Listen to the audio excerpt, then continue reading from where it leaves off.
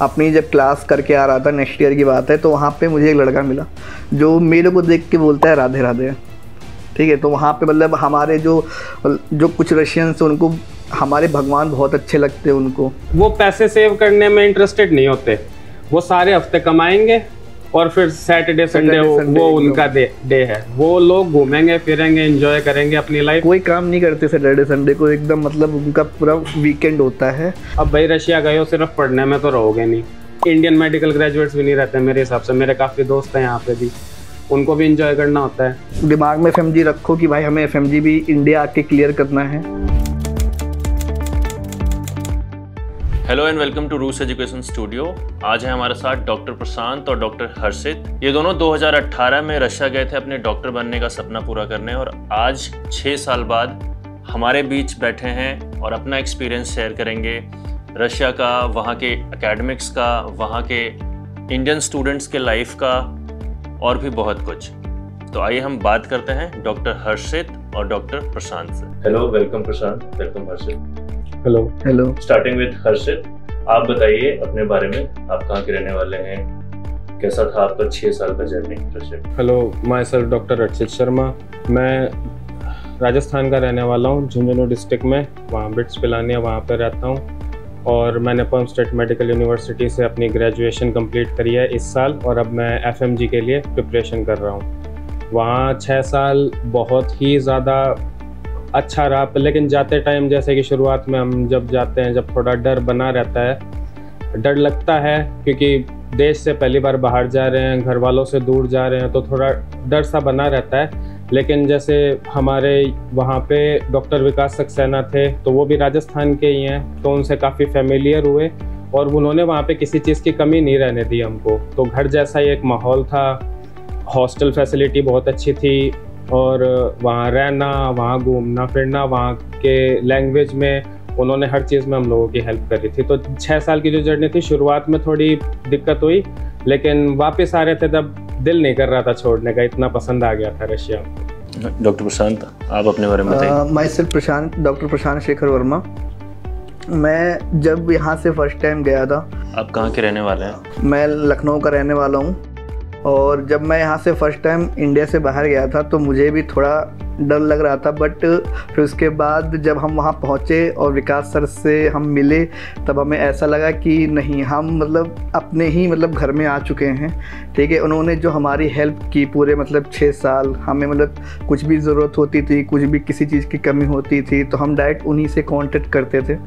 ठीक है, तो जो सर हैं वो बहुत ही हेल्पफुल सर, हेल्प करते हैं हमारी। एंड वहाँ का रहना, खाना पीना सब बहुत अच्छा है। ठीक है, और वहाँ का जो एक्सपीरियंस है लैंग्वेज का एंड लोगों से बात करने का, वो भी बहुत अच्छा है। तो जितने भी गेस्ट हमारे आते हैं, जितने भी पास आउट्स हमारे पास आते हैं, पहले भी आए हैं, तो आज हम थोड़ा हट के क्वेश्चंस करेंगे। पहले जो हमने एकेडमिक्स के बारे में पूछ लिया, हॉस्टल के बारे में जान लिया, टीचर्स के बारे में जान लिया, सब कुछ जान लिया। अब हम जानना चाहते हैं रियल स्टोरीज़ वहाँ के, जो कि एक स्टूडेंट ही बता सकता है, एक वहाँ का पास आउट ही बता सकता है। तो डॉक्टर हर्षित, मैं आपसे पूछना चाहूँगा कि कैसा है एक इंडियन स्टूडेंट का लाइफ रशिया के एक यूनिवर्सिटी में, अदर देन स्टडीज़। अगर पढ़ाई तो है ही साथ साथ, लेकिन उसके अलावा और कुछ क्या क्या चलता है डे टू डे लाइफ में, और फ्रेंड्स कैसे बनते हैं वहाँ पे, इंटरनेशनल कम्युनिटी से कैसे घुलते मिलते हैं लोग, ये थोड़ा हमारे ऑडियंस को बताइए। जी सर, ज़रूर। यहाँ पे जैसे आप फर्स्ट ईयर में जाते हो तो एक मेन प्रॉब्लम रहती है लैंग्वेज की, क्या आप, क्योंकि रशियन लैंग्वेज आती नहीं फर्स्ट ईयर वालों को, और हम जब गए थे, जब हमें भी कोई लैंग्वेज का इतना वो शौक नहीं था, और ना हमको आती थी लैंग्वेज। अब उसमें क्या, उनको भी इंग्लिश इतनी अच्छे से नहीं आती, क्योंकि उनके भी स्कूल लाइफ में उनको इतनी अच्छी तरह इंग्लिश पढ़ाई नहीं जाती। तो एक लैंग्वेज बैरियर होता है, जिस वजह से कुछ जो बच्चे हैं वो फ्रेंड्स कुछ तो वैसे नहीं बना सकते, और कुछ लैंग्वेज की वजह से नहीं बना पाते। दोस्त तो हर कोई बनाना चाहता है, वहाँ पे इतने रशियन लोग हैं, तो एक होती है कि भाई इंटरनेशनल कैसे हैं, मतलब नेचर वाइज फॉरेनर्स को कैसे एक्सेप्ट करते हैं, या फिर डिफिकल्ट होता है? और जगहों के बारे में, जैसे अरब वगैरह से भी काफ़ी लोग आते हैं, तो शायद उनके लिए वो इतने वो वेलकमिंग नहीं है, लेकिन हाँ, इंडियंस के लिए वो बहुत ज़्यादा वेलकमिंग है। क्योंकि कुछ इंडिया और रशिया के रिलेशंस भी बहुत अच्छे हैं, और उन तरीक़ों में भी और यहाँ पे भी। तो ये रिलेशंस की वजह से क्या होता है कि जब हम जाते हैं तो वो अपना परिवार का हिस्सा ही मानते हैं, हालांकि वो अपनी एक पर्सनल स्पेस होती है उनकी, तो उसको बहुत ज़्यादा प्रायोरिटाइज करते हैं कि नहीं, हमको तुमसे बात नहीं करनी। लेकिन अगर जैसे आप किसी ग्रुप में हो, आप यूनिवर्सिटी में उनके साथ पढ़ते हो, कुछ लोग, जैसे मैं स्पोर्ट्स में था, मैं वहाँ पे कैप्टन था, तो बहुत सारे रशियन लोग थे जो मेरे साथ खेलते थे। वहाँ पे मेरी एक वॉलीबॉल की खुद की टीम थी, हम क्रिकेट खेलते थे। तो वो स्पोर्ट्स में मतलब एक स्पोर्ट्स एक बहुत अच्छा मीडियम होता था वहाँ पे, अगर आपको दोस्त बनाने हैं तो जैसे कुछ हम नया स्पोर्ट खेलते थे, कबड्डी उनके लिए नया है, क्रिकेट उन लोगों के लिए नया है, तो हम बीच पे जाते थे। वहाँ पे एक हमारे बीच है, तो हम वहाँ पे जाते थे, तो वहाँ पे खेलने की खूब जगह है। वहाँ पे वॉलीबॉल भी खेलते हैं, वहाँ पे लोग बास्केटबॉल वगैरह। रशिया में जनरली कौन से स्पोर्ट्स लोग खेलते हैं? रशिया में मोस्ट फेमस, जैसे कि ओलंपिक्स की सबसे बेस्ट टीम है रशियंस की, रशिया में वॉलीबॉल बहुत चलता है, बास्केटबॉल बहुत चलता है, आइस हॉकी वहाँ के मौसम के हिसाब से, स्विमिंग वो लोग बहुत पसंद करते हैं। और वो उनका क्या होता है कि वो पैसे सेव करने में इंटरेस्टेड नहीं होते, वो सारे हफ्ते कमाएंगे और फिर सैटरडे संडे वो उनका डे है, वो लोग घूमेंगे फिरेंगे, एंजॉय करेंगे अपनी लाइफ। कोई काम नहीं करते सैटरडे संडे को, एकदम मतलब उनका पूरा वीकेंड होता है। जो भी काम उनका होता है वो डायरेक्ट फिर मंडे से ही होता है। ओके, सैटरडे संडे बस एंजॉय उनको और किसी से मतलब नहीं, और उन जैसी पार्टी कोई नहीं कर सकता, बहुत एंजॉय करते हैं, बहुत ज्यादा। तो वो जैसे मैं बता रहा था, वहाँ पे हम क्रिकेट खेलते थे, कबड्डी खेलते थे, वो लोग इंटरेस्ट दिखाते थे कि यार ये कौन सा गेम है, ये रेसलिंग भी नहीं है, ये कुछ टेनिस भी नहीं है, ये खेल क्या रहे हैं। फिर आके वो हमसे बात करते थे, तो फिर हम उनको समझाते थे, गूगल ट्रांसलेटर यूज़ करते थे शुरुआत के दिनों में। तो फिर ऐसे फिर वो लोग इंटरेस्ट दिखाते थे, फिर वो सीखते थे गेम, फिर वो खेलते थे। हालांकि मेरे और गेम्स में इंटरेस्ट थे, मैं वॉलीबॉल और ये सब मैं ज़्यादा खेला हूँ, मैं उसमें उन्हीं चीज़ों में इंटरेस्टेड था। तो फिर मैं उनके साथ वॉलीबॉल खेलता था, तो वो अब अच्छा खेलते हैं, जैसा भी खेलते हैं वो लोग, फिर हमसे दोस्ती यारी फेस टू फेस बात होनी चालू हो जाती है, फिर हमारे वो दोस्त बनते हैं, फिर हम वो अपने ग्रुप्स में ऐड करते हैं, फिर हमें इनवाइट करते हैं कुछ भी, अगर जैसे इनका फेस्टिवल होता है क्रिसमस, न्यू ईयर, तो ये लोग फिर हमें इनवाइट करते हैं, हमें पार्टी में बुलाते हैं, हमें भी मतलब इंजॉय कराते हैं। जैसे ऐसा नहीं है कि जो ये लोग खा पी रहे हैं तो हमें नहीं खिलाएंगे, ऐसा नहीं, जो ये लोग करते हैं सेम हमें करवाते हैं, तो काफ़ी बॉन्डिंग अच्छी बन जाती है ऐसे। फिर हमारे मतलब एक बार उनको जान जाओ, फिर वो लोग बहुत वेलकमिंग है, बहुत। फिर उनके साथ खेलते क्या हो जाता है कि कुछ वर्ड्स पकड़ने लग जाते हैं, फिर हम उनसे कांटेक्ट करने की कोशिश करते हैं। हिंदी लैंग्वेज में उनसे बहुत प्यार है। अब उनसे कुछ भी मतलब कि अगर हम बोलते हैं कि ट्राई करते हैं वो कि सीखें, ये लोग ट्राई करते हैं कि अगर हम बोलते हैं कि नमस्ते, उनको नमस्ते तो सबसे अच्छा लगता है।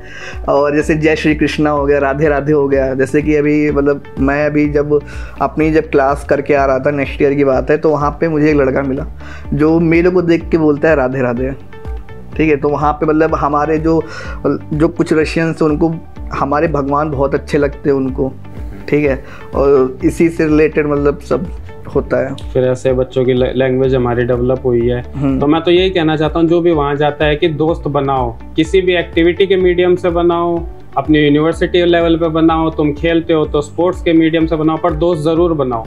अगर वहाँ की लैंग्वेज आती है तो वहाँ पे रहने में बहुत आसानी होती है, बहुत चीज़ों का पता चलता है, उनके कल्चर को जानते हो, और आगे आने वाले टाइम में 4th, 5th, 6th ईयर में कभी भी कुछ भी प्रॉब्लम, कहीं घूमने जाना हो तुमको, कुछ खाना पीना है, बैंक के काम हो जाते हैं और पासपोर्ट के काम हो जाते हैं, और 10 काम हो जाते हैं। स्टूडेंट्स को तो हर टाइम काम रहता है, बाहर जाते हैं, कुछ खाना होता है, समझ में नहीं आता, वेजिटेरियंस लोग होते हैं, तो वहाँ पे वेज तो निल है, तुमको बोलना ही पड़ेगा, नहीं तो वो नॉन वेज ही सर्व करेंगे तुमको। कुछ भी मांगोगे तो अच्छा। तो अगर जब तुम उसको समझा नहीं सकते तो वो तुमको नॉन वेज ही सर्व करेंगे। तो इसलिए लैंग्वेज आना बहुत ज़रूरी है, इसलिए वहाँ के दोस्त बनाना बहुत ज़रूरी है। अब हम थोड़ा सा जानते हैं यूनिवर्सिटी के बारे में कि आप लोगों का यूनिवर्सिटी के साथ कैसा एक्सपीरियंस था, टीचर्स कैसे थे वहाँ के, और अगर कोई स्टूडेंट वीक है एकेडमिक्स में, सारे स्टूडेंट्स एक जैसे नहीं होते, कोई स्टूडेंट अगर वीक है, थोड़ा सा उसको कन्फ्यूज़न हो रहा है किसी सब्जेक्ट में, तो वहाँ की मैनेजमेंट या वहाँ के टीचर्स कैसे हैं?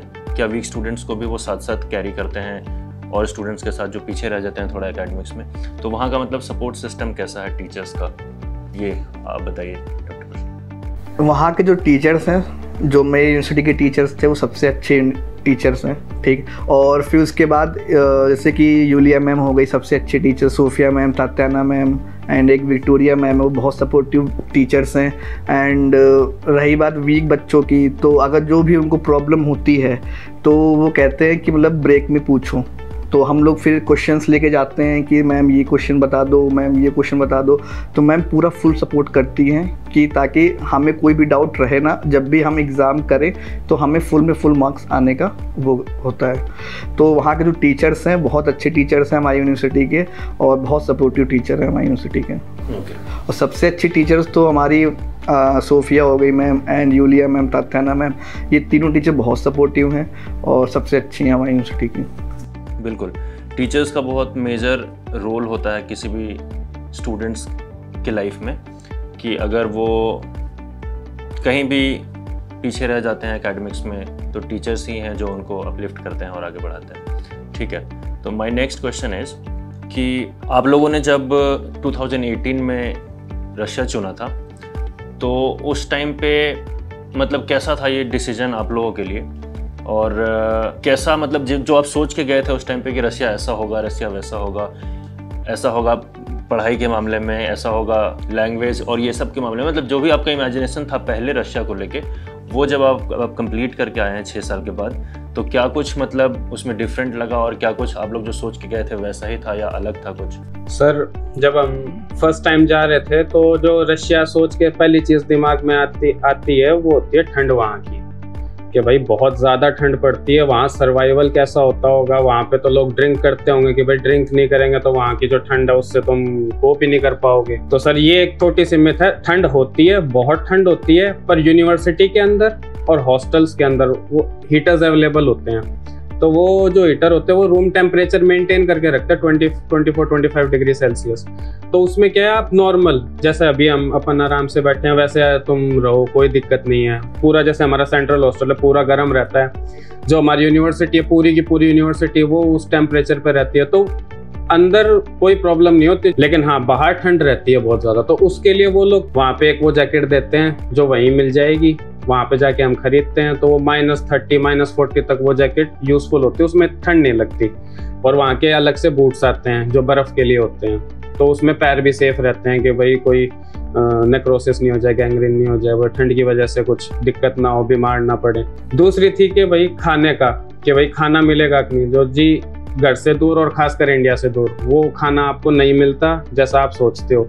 बाहर का खाना वो उनका वो स्पाइसेस यूज़ नहीं करते, वो ऑयल यूज़ नहीं करते, वो उबला हुआ हर चीज़ में डाल के और वही प्रोवाइड करते हैं आपको।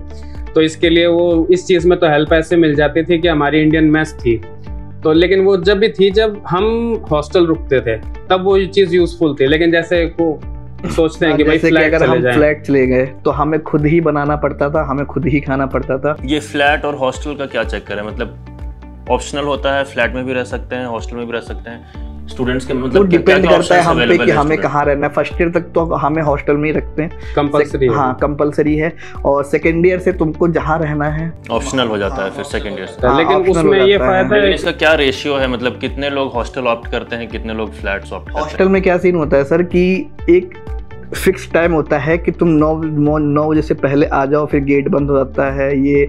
और फ्लैट में क्या सीन रहता है कि हम कभी भी जा सकते हैं बाहर खाने के लिए, कभी भी बाहर घूमने के लिए जा सकते हैं, कभी भी बाहर एंजॉयमेंट करने के लिए जा सकते हैं, हमें किसी की परमिशन की ज़रूरत नहीं है। हॉस्टल में विकास सर की परमिशन की ज़रूरत है, और फ्लैट में हमें किसी की ज़रूरत नहीं, खुद का बना सकते हैं, एनी टाइम खुद खा सकते हैं, अपनी तरीके से रह सकते हैं, अपने तरीके से पहन सकते हैं, ओढ़ सकते हैं, जो भी आपको करना है वो कर सकते हैं। तो ये मतलब डिफरेंस आ जाता है एक फ्लैट और एक हॉस्टल में। बाकी मैक्सिमम रेशियो जो है वो सेल्फ कुक हॉस्टल का है। जो ज़्यादातर बच्चे जाते हैं वो सेल्फ कुकिंग हॉस्टल में जाते हैं, क्योंकि वहाँ पे आप अपना खाना खुद बना सकते हो, रहना हॉस्टल में है। तो वो फर्स्ट ईयर के एक थर्ड ईयर के बाद जो फोर्थ ईयर के बाद जो एक स्टूडेंट लाइफ होती है ना, तो वो बिल्कुल ड्रास्टिक चेंज लेती है, क्योंकि उस टाइम आपको होश आने लगता है कि अब FMG भी आ रही है, तुमको अपनी पढ़ाई भी करनी है, तुमको तुम्हारी तैयारी भी करनी है, आगे के लिए अपना फ्यूचर भी बनाना है। तो लोग क्या है फिर उस वे में जाने लगते हैं कि नहीं अब पढ़ना भी है। तो अब यूनिवर्सिटी के बाद तुम अपना खाना भी बनाना होता है, फिर कुछ काम वगैरह भी करना होता है, अपने कपड़े वगैरह, क्योंकि फ्लैट पे सभी वही खुद का काम खुद ही संभालना पड़ता है। से बिल्कुल सुबह हाँ जी, से हाँ। सोने तक सब तो फिर फिर बच्चे 4th ईयर के बाद ज्यादातर हॉस्टल प्रिफर करना चालू कर देते हैं, इसलिए कि नहीं बस अपना खाना बनाएंगे, वहीं पे वॉशिंग मशीन वगैरह है हॉस्टल में, वहाँ पे अपने कपड़े धुल जाएंगे, अपन पढ़ेंगे, क्लास जाएंगे, आएंगे, पढ़ेंगे। तो फिर वो एक जो ये चेंज होता है ना, इस वजह से 4th 5th ईयर में बच्चे ज्यादातर फिर सेल्फ कुक हॉस्टल चूज करते हैं, और क्योंकि उसमें थोड़े पैसे भी बचते हैं बच्चों के। और इसमें भैया का बहुत साथ रहता है कि भैया खुद चेक करते हैं कि भाई किसको सच में जरूरत है, क्योंकि फिर इतने एप्लीकेशंस आ जाती है, सीट्स लिमिटेड होती हैं हॉस्टल की, क्योंकि शुरुआत में तो आप हॉस्टल में थे, आपको सीट मिल गई थी, पर फिर आप अपनी खुद की मर्जी से आप फ्लैट गए, अब आप वापस हॉस्टल आना चाहते हो, तो फिर उसमें चेक करना पड़ता है कि नहीं आपको सच में जरूरत है, सीट अवेलेबल है, फिर उस हिसाब से भैया आपको सीट अवेलेबल करवाते हैं। बेड नंबर्स बढ़वाएंगे या फिर फ्लोर इंक्रीज करवा सकते हैं कि भाई अगर बच्चों को सच में ज्यादा जरूरत है, तो उस वे में काफी हेल्प मिलती है उनकी। तो अगर मैं यहाँ पे आपसे पूछूं कि जो स्टूडेंट्स अभी जा रहे हैं फॉर्म में या फिर आगे जाएंगे, उनको आप क्या एडवाइस करोगे in terms of hostel and flat? देखो एडवाइस तो यही है, हमारे जो भी बच्चे जाएंगे या फिर जो जाने वाले हैं, तो मैं तो यही कहूँगा कि अगर जा रहे हो तो हॉस्टल ही रहो। एफएमजी दिमाग में एफएमजी रखो कि भाई हमें एफएमजी भी इंडिया आके क्लियर करना है, तो मैं तो यही बोलूँगा कि भाई हॉस्टल ही वो ज़्यादा रहो, कंपलसरी रहो। क्योंकि फ्लैट में क्या होता है कि मतलब एक तो फ्लैट का जो रेंट होता है वो काफ़ी हाई होता है, ठीक है, और उसमें भी 2-3 लोगों को रख कर चलना पड़ता है, तो उसमें क्या भले हाफ हो जाता है, बट मैं तो यही प्रेफर करूँगा कि भाई हॉस्टल ही रहो। हॉस्टल ही सबसे बेस्ट है, तुम्हें बना बनाया खाना मिल जाएगा, बना बनाया तुमको साफ़ सफाई भी मिल जाएगी, और तुमको कुछ करना भी नहीं पड़ेगा, तुमको सिर्फ पढ़ना है, क्लास आना है, सोना है, और हाँ सर की नज़रों में रहोगे तो एकदम मतलब डिसिप्लिन में रहोगे, ऊट-पटांग ख्याल नहीं आएंगे दिमाग में, ये हाँ आप डिसिप्लिन में रहोगे। हाँ, और मेन बात तो मैं जो अभी जाने वाले हैं, मैं तो यही कहूँगा कि जा रहे हो आप लोग, बेस्ट ऑफ लक, बट उन दिमाग में एफएमजी रख के चलना है कि भाई हमें 6 साल बाद आना है, तो मुझे एफएमजी क्लियर करनी है, एक फर्स्ट ही अटेम्प्ट में क्लियर करनी है बस। एक बात और मैं पूछना चाहूँगा आप लोगों से कि रशिया की सुंदरता वर्ल्ड वाइड फेमस है, सभी लोग जानते हैं रशिया कितना सुंदर है, be it summer, be it winter, be it spring, किसी भी सीजन में रशिया को बहुत सुंदर माना जाता है। तो आप लोग कहाँ कहाँ घूमें, वहाँ के फेस्टिवल्स के बारे में हमें थोड़ा बताइए, वहाँ के सुंदरता के बारे में हमारे ऑडियंस को थोड़ा बताइए। जैसे कि अभी हमने बोला था जो इनका जो मतलब फेस्टिवल है वो क्रिसमस एंड क्या वो न्यू ईयर है, तो वहाँ पे जो इनके फेस्टिवल्स है वो 10 दिन पहले से ही वो मनाना स्टार्ट कर देते हैं। जैसे कि 25 दिसंबर को क्रिसमस होता है, तो उनकी यहाँ 10 दिन पहले ही इनका जो भी होता है स्टार्ट हो जाता है सेलिब्रेशन, और वो करते रहते हैं 10 जनवरी तक करते रहते हैं। उनका मतलब 1 तारीख आके भी ख़त्म हो जाती है, उनका सेलिब्रेशन नहीं रुकता है, ठीक है। और फिर वहाँ पे जो ठंडी होती है वो तो बहुत ज़्यादा होती है, वो सबसे अच्छी, वो जो दिसंबर से लेकर जो जनवरी तक जो ठंडी होती है वो सबसे बेस्ट ठंडी होती है। बाकी का तो मुझे इतना एक्सपीरियंस, मैं निकला भी नहीं उतना, बट हाँ वहाँ का जो इनका फेस्टिवल वो न्यू ईयर एंड वो क्रिसमस है। वहाँ की दिवाली है सर, वहाँ पे जो न्यू ईयर होता है, जैसे यहाँ पे दिवाली सेलिब्रेट होती है, वो लोग अपना न्यू ईयर सेलिब्रेट करते हैं क्रैकर्स के साथ। हाँ, बिल्कुल बहुत पूरी की पूरी सड़कें वो लोग सजा देते हैं, पूरी लाइटिंग करते हैं और पटाखे वगैरह फोड़ते हैं। उस दिन उनकी पार्टी होती है अलग अलग प्रकार की, उस टाइम वो खाना वाना और मिठाई वगैरह उनका खैर मिठाई मिठा नहीं होता, वो होती है मिठाई बस उनकी वो ड्रिंक्स, वो लोग अपना ड्रिंक करेंगे, अपना खाएंगे, अपने पटाखे वगैरह उड़ाएंगे। और क्योंकि छुट्टियों का टाइम होता है तो ज़्यादातर लोग घूमने जाते हैं, क्योंकि उस टाइम सेंट पीटर और मॉस्को बहुत ज़्यादा उसके लिए फेमस है कि भाई वहाँ पे जो सुंदरता, वहाँ पे जो लोग ऑर्गेनाइज करते हैं फेस्ट अपना न्यू ईयर का, क्रिसमस का, वो बहुत ही ज़्यादा इतना सुंदर होता है कि मतलब सामने से इच्छा होती है यार चले जाएं, देख लें वो जगह। और मेरे को पर्सनली सेंट पीटर्सबर्ग बहुत अच्छा लगता है, मॉस्को से भी ज़्यादा अच्छा मुझे सेंट पीटर्सबर्ग लगता है। घूमने की खूब जगह है, वहाँ के लोग बहुत ज़्यादा वेलकमिंग है, स्ट्रीट क्लब्स हैं और नाइट क्लब्स हैं, खूब सारे इंडियन रेस्टोरेंट्स हैं, खूब सारे, कुछ भी खाओ अपने पसंद का खाओ, बिल्कुल इंडियन टेस्ट आता है वहाँ पे। मैं आपसे पूछना चाहूँगा कि आपने कैसे बैलेंस बना के रखा ये सब, once in a lifetime opportunity, आप रशिया में थे 6 साल के लिए, तो घूमना फिरना, दोस्त बनाना, साथ साथ पढ़ाई भी करना, ये सब का बैलेंस कैसे बनाया आपने? और अपने जूनियर्स को क्या रिकमेंड करोगे कि कुछ भी ना छूट जाए उनका वहाँ पे, ना पढ़ाई छूट जाए, ना उनका घूमना छूट जाए, मतलब ओवरऑल एक अच्छा एक्सपीरियंस लेके आपके जूनियर्स हैं उनको कैसे एडवाइस करोगे? नहीं, मैं तो यही कहूँगा कि जब तक क्लासेस चल रही हैं डेली क्लास जाए। पहली बात तो क्लास हमको छोड़नी नहीं है, डेली क्लास जाए। जब छुट्टी जब ये लोग देते हैं 10-15 दिन की, ये दिसंबर के टाइम पे जो छुट्टी देते हैं उनमें जाके घूमें, इंजॉय करें, कुछ भी करें। एट द एंड इनको क्लास जानी ही जानी है, इनको क्लास नहीं छोड़ना है, कोई भी सब्जेक्ट इनका नहीं छूटना चाहिए, कोई भी मतलब अपसेंट वगैरह नहीं लगनी चाहिए। मेरी तो बस यही एडवाइस है कि जब तक क्लास चल रही है तब तक पढ़ाई, खाना, सोना, सबसे मेन बात फिटनेस का ध्यान रखना। और जब छुट्टी हो तो अपना एंजॉयमेंट करो। वीकेंड पे एंजॉय करना चाहते हो तो वीकेंड पे कर सकते हो, नहीं तो जब छुट्टी हो तो अपना छुट्टी पे कर सकते हो। मेरा तो यही ओपिनियन है कि भाई क्लास, खाना, सोना एंड फिटनेस पे करें। सर क्लास जाना पड़ेगा आपको, आपके पास और कोई ऑप्शन है नहीं, क्योंकि वो आप ऐसे नहीं कि आप अपनी प्रॉक्सी लगवा दोगे तो हो जाएगा। और वही प्रायोरिटी भी है आपका, इसीलिए आप गए हो, क्लास के लिए ही गए हो आप। तो आपको क्लास तो जानी ही पड़ेगी, क्योंकि अगर आपने क्लास छोड़ दी तो आपको पहले डीन ऑफिस में से जाके परमिशन लेनी पड़ती थी कि भाई मुझे ये क्लास दोबारा करनी पड़ेगी। फिर वहां से आपको परमिशन मिलती है वैलिड रीजन पे ही, फिर आप वापस आते हो, अपनी क्लास पूरी करोगे दूसरे बैच के साथ।